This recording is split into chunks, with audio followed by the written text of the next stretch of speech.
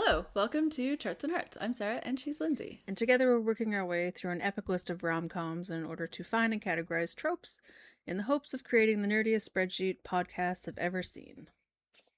And we are continuing with classic movies, doing 1987's Moonstruck.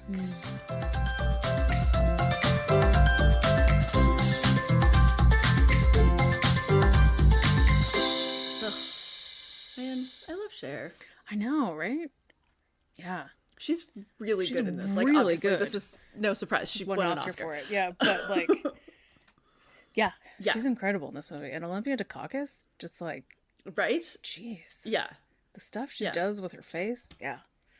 Incredible. Yeah. No, it's really good. Yeah. So this movie was nominated for Best Picture and Best Supporting Actor and Actress, and then won for Best Actress, Best Director, and Best Screenplay. Mm-hmm. Yeah. I can see it. Yeah. Yeah. No, this movie is amazing. And I honestly don't know if I've ever seen it. Yeah, I think the beginning was very unfamiliar to me. Yeah. So I think I've obviously, like, it's definitely a TBS thing where I've popped in and out and seen parts and not all of it. Because it's so famous, I've seen lots of the clips of stuff. The clips of things, yeah. The stuff I remember the most, actually, is Olympia Dukakis and John Mahoney, which is random. Oh, weird. Because that's a very also weird scene. But, like, it's also so good. John Mahoney is doing incredible acting while he's playing a total douchebag, but, like... the worst man in the world. He's doing so good, and, like, he said he got Frasier because of this. So, like, there you go. But yeah, he's amazing. That scene is incredible, the two of them. But even though he's the two of them terrible human being, but he plays a university professor who's like hates his job, and so to get away from hating his job, dates undergraduates from his class. Yep. So classy. And then treats them like shit, and then wonders why he's alone. Yep. And then it's on Olympia Dukakis like 4 times. That says no. Yeah. Yeah. Uh-huh. Yeah. Yep. Yeah, so this is one with Cher and Nicolas Cage. Yeah. And obviously Olympia Dukakis and John Mahoney and a bunch of other people. Yeah. But I really liked it a lot. Me too. The beginning is a little slow, but I think I just was also... I didn't remember how it worked, and I think... So that was really the main thing. Yeah. So it has a lot of, like, setting up of various characters, because obviously, like, Cher's character Loretta is the main character, but there's just so much else happening in and around her that, like, she's not even super always involved in. It's stuff that's adjacent to her. So it's like her parents and her parents are Italian, I would say, like, probably emigrated as kids. Yeah, probably. Would be my guess. Mm-hmm. And then, like, his dad lives with them, like her grandfather. And then there's also her mom's brother and his wife, like, run a store. And then there's the guy that she's dating who is also, like, an Italian immigrant. And he proposes, like, not really out of love. Like, I think he proposes because he's going back to see his dying mom in Italy and wants to, like, feel better about himself. I don't really know. So. It's like, it's very weird. He's such a limp noodle. It's ridiculous. Yeah. And then he, like, convinces her to go and, like, find his brother, who he's been estranged from for 5 years. Stupid reasons. Yeah, for, like... Yeah, Ronnie needs to go to therapy. Like, a lot. It's a little bit scary. And it's one of those things of, like, you watch it and you watch the clips and you're like, oh, it's so romantic. And I'm like, but it's not. At the beginning, he yells at her. He threatens her. He threatens to kill himself in front of his entire staff, which is, like, super professional. Then he flips a table, and then there's non-consensual kissing. And then they're like, oh, we're in love. Oh, wait. Yeah. It's a little creepy and not good. And then sort of through all of this, like, her dad's having an affair, and I guess that's kind of, like, the main other thing that's happening. And I guess there's also, like, I think it's related to the affair, is, like, her dad, you know, even though she's 37, it's still very, like, traditional. So, like, her dad has to pay for the wedding, as apparently, like, both according to her and according to his dad. Yeah. But he's, like, stressed out about the money, even though they live in a really nice They house. own, like, a full brownstone in Brooklyn. Yeah, in Brooklyn. Yeah. Yeah. Even so, like even in 1987, people are impressed by that, and now it would be like, I don't even know, $7 million, like at least, yeah. So it's just one of those things, like, I don't. Yeah. That always felt weird. Because so she's 37 in the movie. Yeah. And she's been widowed. Her first husband died, and now she's is back living with her parents and, like, works. I think she does, like, bookkeeping and stuff. It's kind of unclear. I think for, like, a bunch of different people, she's like she's like for all the small businesses. She's a small business accountant or something. Yeah. And then like, I don't really know where she met this random dude, but, like, they seem to sort of barely tolerate each other. Yeah. So then, so the fact that, like, the the violence, the non-consensual part, whatever, but, like, she clearly is, like, fascinated and attracted to Ronnie, and, like, the drama and the excitement is something that she's looking for. So it's just a bit messed up. Ronnie and Johnny. I mean, I would assume that for both of them, it's, like, the Americanized version of some other name. And then so this is a Norman Jewison movie. Like, he wrote and I think directed it. Yes, he directed it, and so he directed it. Sorry, he didn't write it. And, like, obviously he won. Like, this movie got huge praise. Like, obviously, like, Norman Jewison is a very well acclaimed director, and, like, everybody loves him, and that's fine. Yeah. There's just some trivia in this about the final scene, which is very good and very well done, but he, like, wouldn't let people go to lunch. And like, was fined by the actors union, like, that badly, not letting people take their breaks. Like, in the 80s. Because he wanted to get the scene perfect. And I'm just like, okay, so you're a genius, but you also suck? Like, Yeah, I think so. So there's that.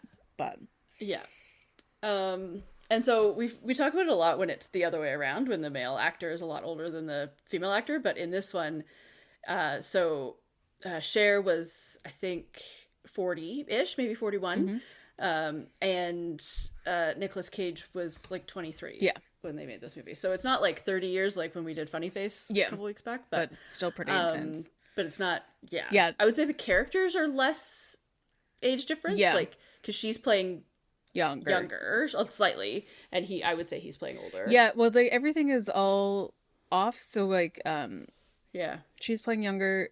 The guy who's playing Johnny is said to be 42, but he's, like, 55, the actor. Olympia Dukakis is 15 years older than Cher. Like, but is, like, playing, like, way older. So it's just, like, everything's all over the place. Not that the age difference still isn't an issue, but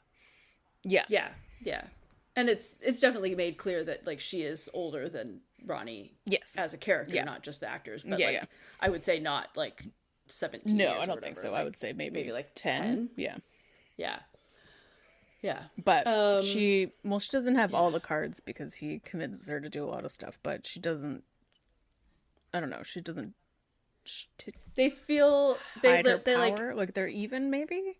They're even, but, like, on different axes. Like, that's like, a good way to put it. She's older and knows more what she wants, and, like, and is more, has her shit together. Yeah, she's got her shit together. She's more like, we don't know enough about her if she's type A, but she's definitely very serious and demure, and, like, that's just, like, her family and her life. And I think also being, like, a widow, young.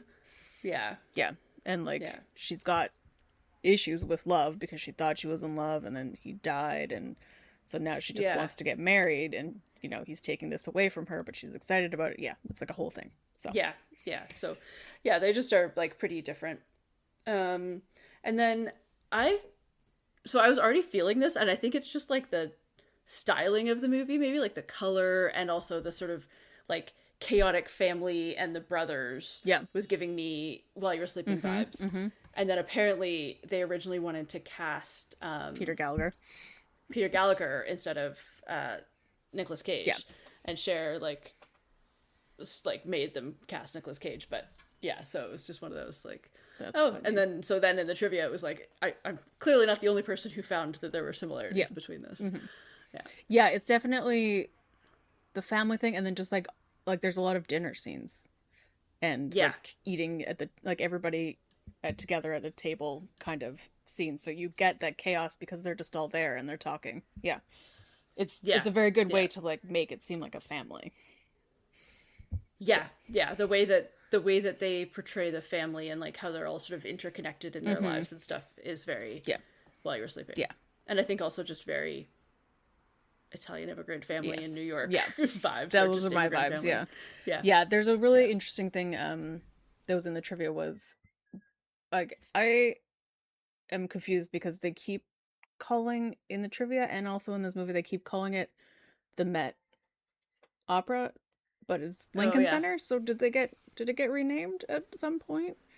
Well, I think it's both? Like the Lincoln Center is like a complex of theaters. Okay. And one of them is the Metropolitan Opera. Okay. So there's at one point when he wants her to go to the opera, she doesn't know where the Met is, which is this person was saying a fascinating way of looking at how different and how unique and like isolated New York neighborhoods are, because she's like a wealthy woman, a 37-year-old woman from Brooklyn, but doesn't know where the Met is. Yeah, well, because her life is just all her life is like just the Italian neighborhood in Brooklyn. Yeah. So that's really interesting. She also spends a ton of money on her makeover, including taking a cab from Brooklyn to Lincoln Center. Yeah, well, I feel like she has this money. She doesn't know what to do with it. Why wasn't she just going to pay for her own wedding? I don't know. Just tradition.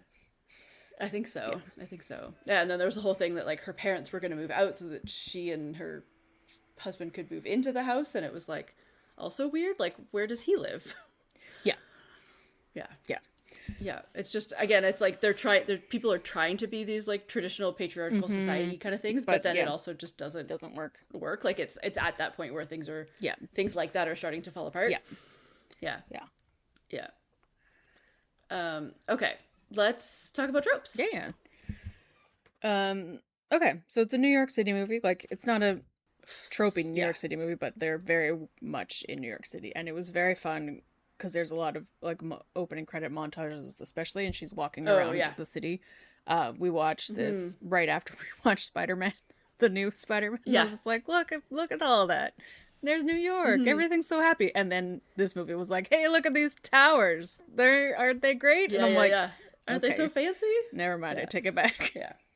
But like, especially because not like no plot spoilers for Spider-Man, but like the closing credits were just over very like well shot sort of scenes New York background. New York scenes. So it was very like similar vibes. Like we looked at that and then we came home and I watched this and I was like 40 years apart, but still same vibes. New York. Much. Indeed. We've got the super lame other guy. Ugh. He's just awful. Like blah. He doesn't care about her. No. And he cares about his mom. And like he cares about his mom, which like fair enough. Like he's like rushing, like going out with her one last time before he goes back to like be with his mom who's dying. So like fair enough that he's distracted, but like that's not the time to make massive life choices. No. Also, and then make them poorly. Yeah. Like he doesn't have a ring. He doesn't get down on one knee. He like he pays for dinner. Yeah. That's like yeah. And I think, again, because she's, like, older and, like, has already been married, so she's not, like, a good catch. But I'm like, he's also, like, older and not a good catch. Yeah. So. And have you looked at yourself versus Cher? That's what I mean. Like, Yeah. And, like, they do a pretty good job of, like, not saying that she's, like, they don't try to make her seem ugly. No, they just try to make her seem at the beginning. She's not, doesn't care. She doesn't care. Yeah, she's not putting any effort into her appearance. Yeah.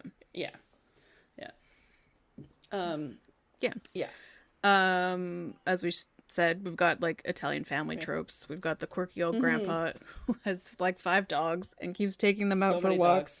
And at one point, he asks them to howl at the moon, and it's hilarious. It's so funny. I love it. But then we've got like a very tropey mom and a very tropey dad. You know, like the dad's like unhappy because he's so old and cranky about being old, and so then he has an affair, Yeah. and the mom knows, and she's upset, but then she forgives him. You know, it's a very a very tropey. I've seen this all before. Yeah. We've got like kind of loose enemies to lovers. Like they start out sort of antagonists, and then sparks fly. Yeah, and quickly with very quickly because it's falling in love quickly. I think it's like 3 days. I think he says that he's in love with her. Yeah, after they sleep together, because then she slaps him. Together. Yeah, and so that's a day, not even. Yeah, like 12 hours. Yeah.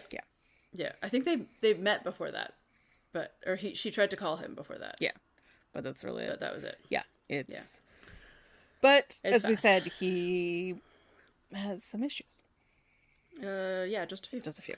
And then there's a really good makeover scene, and I also love that she it's self-inflicted. Like she does her own makeover. Yeah, I know. She's badass. Yeah, she goes and gets it done, and everybody is there. Is like so excited that she's gonna do it, get her grays gone and stuff. And then she has this lovely scene where she gets dressed in the mirror, and she's obviously like taking back her sensuality and doing it for herself. Really feeling herself. Yeah. It very much like feels like she's doing it. Obviously, she's doing it to go to the opera with this guy. To go to the opera with a man, but she's doing it like for her. Yeah. Like she likes how she looks. Yeah. And the fact that a man might like how she looks is like a bonus. Yeah. I like it. And also, she looks really hot. Yeah, because she looks incredible. Yeah. Okay, Lindsay, does this movie pass the Bechdel test? Technically, yes, but in pretty lame. They're just like kind of in passing conversations that when Cher's doing her job with the bookkeeping, and that's really kind of it. Like. Most of it. Yeah, and like, the whole makeover thing is really about her not. Yeah. But again, it's like this weird way this movie is. Like, as it was filmed and like produced. That's not the right word. Stage directed like a play, even though it wasn't written as a play. But it was just kind of like the way they interact. They're very. It's a small cast, but they also don't interact that much, except for like the big. Meaty kitchen like table scenes, so there's not a lot of opportunity for her to talk to other women just because exactly they don't interact a lot. It's any interaction beyond the sort of main plot of the movie. Like this movie is really well like written and paced, so it doesn't have a lot of like extraneous stuff that isn't relevant to the plot, and the plot is her sort of romantic story and then the drama of her parents and stuff. So it kind of makes sense. Okay, let's make a pie. So we've got the opera. Like I think most of it is La Boheme. It was a lot. It was a lot of opera. I think so. Yeah, and then they wanted to put opera as the opening, like sort of opening montage scene, and they didn't because like early audiences found it was too like pretentious. So then they put in the moon hits your eye like a big pizza pie. Yeah, that's amore instead, and it is fine. But I think it like something in between those might have been better. Yeah, but I think probably it was kind of some other kind of option. They played it again, Dean Martin, in the closing credits, and that makes more sense. It's a closing credits kind of song, and I think it's interesting. I feel like I don't know. I think anybody. Like if this movie was in even the late 90s and it opened with opera, I think it would have been not as bad. I don't know. Maybe that's just my opinion, and I'm not scared off by opera that's very popular and familiar. Like it's La Boheme. It's not some weird opera that I've never heard of. I'm like, I know most of this music. I don't know the story very well, and I don't know what they're saying, but I've heard it so many times in so many things. Exactly. It's not a scary piece of music, but I'm also not scared by classical music, so I don't know. There's that. Yeah. Okay, let's give opera 30? Yeah. Okay. The moon. Yeah. It's a very important part of this movie. And I liked that it's not like super heavy-handed. Yeah. About like the concept of being like moonstruck. Yeah. And like love struck. Yeah, they don't go out of their way of saying that. They just talk about the moon. Yeah, they talk about the moon a lot. And there's that opportunity for the really cute, her aunt and uncle. They're very adorable. Yeah, they're so cute. I will ask, like, the scene where everyone's looking at the big moon, nobody has blinds, which is weird to me. Like, Olivia Dukakis... I feel like the 80s were very curtain. She's looking through, curtains. Like, lace open curtains. And I'm like, what do those curtains do for you? Nothing. Like, well, privacy, I guess. I guess, but like, not total privacy. Anyway. Yeah. 40? I thought maybe 45? 45, 40? I think. 45 is good. 45? Yeah. Yeah. So that leaves us with 25? 25 for cheekbones. Cheekbones. Because mostly Cher's. Mostly Cher's, but also... almost entirely Cher's. Young Nicolas Cage is... Yeah. It's fascinating because he's ripped. His cheekbones are intense, but then his eyebrows are one. There's one eyebrow. And his hair is... And he... didn't get brushed He's the very entire sort of... time. Vampire-esque, just like because he's sort of pale and the hair and his teeth and like he looks like Nicolas Cage, like you know, but he's got cheekbones. Yeah, it's fascinating. I guess he just didn't go to hair and makeup. Maybe is what happened. I don't know. I think it was also to sort of draw a distinction between him and his brother, who was very much put that together. Like the slick sort of not greasers. No, but like just sick, like businessman, suit and tie, businessman, Italian immigrant, and whereas he's more the like, blue collar, works in a bakery, blue collar, yeah. But so 25% cheekbones. Cheekbones, oh, man. Yes. So Lindsay, what's next for them? I don't know. Like as we said, it was very quick. Yeah. They fell in love very quickly, and I am not a fan of his moods and behavior. Anger issues? Yeah. So I find him I don't feel great about it. No.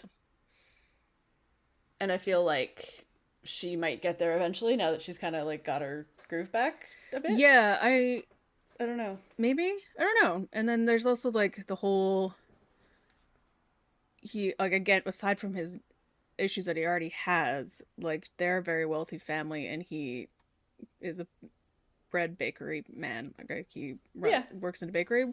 So like if he has any levels of insecurity, that's also gonna become a thing. And like he obviously does. Sure. So like I don't know. Yeah, I don't feel great about it. And also the age difference. Yeah. Yes. Oh, and then what's next for us? We're wrapping up Classics Month with The Way We Were, which I don't think is a comedy, but that's okay. I've never seen it. So I don't know if I have, so it'll be interesting. Yeah, again, it's one of those ones of like I've seen the clips of the things a bunch of times, so yeah, exactly. We'll find out. But yeah, then we've got some really fun stuff coming up for September, so it'll be good. Yeah, no, I'm excited. Well, thanks for joining us for Moonstruck. And that brings us to the end of this episode. You can leave us a rating or a review wherever you get your podcasts, and you can find us on social media. We are at Charts and Hearts Podcast on Instagram and Threads. Or you can head to our website, chartsandhearts.com, where you can submit your suggestions for rom-coms and tropes for us to add to the list.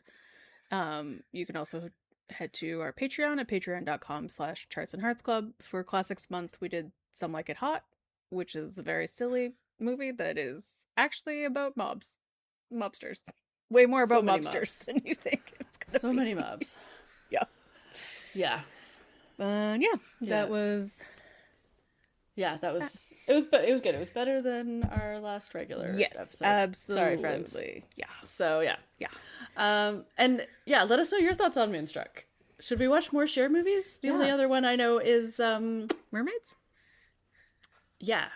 And also obviously Mamma Mia, which I was just gonna say I was thinking of our actor spreadsheet and I'm like, we get to put Cher on there because now she's in 2. I don't think Nicolas Cage is gonna show up again, but who knows? Seems unlikely, but I don't know. I don't know. You let us know. Yeah. We'll find out. All right. Yeah. And in the meantime, she had TB. I mean, she was coughing her brains out. She still had to keep singing. I also love the old man who never, the grandpa never gets a name, and it's like, "Are you Yeah. all right, Pops?" She's like crying. He's like, "I'm so confused." Yeah. That's good stuff. But as soon as there was a TB reference, I had of to course, because put that everything in. is tuberculosis. Exactly. Exactly. All right. Okay, bye. Bye.